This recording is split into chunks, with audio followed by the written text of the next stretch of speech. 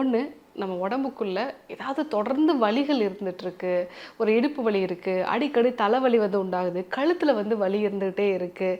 So இந்த மாதிரி உடலுக்குள்ள ஒரு ஃபிசிக்கல் பெயின் இருக்குது அப்படின்னா அதனுடைய ஒரு வெளிப்பாடாக உங்களுக்கு பிபி வந்து இன்க்ரீஸ் ஆகலாம். எனக்கு தொடர்ந்து வயிறு வலி இருந்துகிட்டே இருக்கும் அப்படின்னு சொல்லுவாங்க. வயிறு வலி இருக்கும் பொழுது எல்லாமே அவங்களுக்கு பிபி இன்க்ரீஸ் ஆகும்.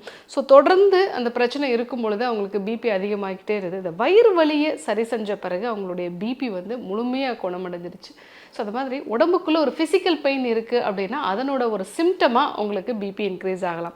ரெண்டாவது, நீங்கள் சாப்பிடக்கூடிய உணவுப் பொருட்கள், நீங்கள் என்ன மாத்திரைகள் வந்து எடுத்துக்கிட்டு இருக்கீங்க. ஸோ இதனால் தொடர்ந்து உங்களோட ரத்தத்தில் வந்து பொட்டாசியத்தோட அளவு குறைவாகவும் சோடியத்தோட அளவு அதிகமாகவும் வந்து போகுது அப்படின்னா இது ஒரு கெமிக்கல் இம்பேலன்ஸ் அப்படின்னு நம்ம சொல்லுவோம்.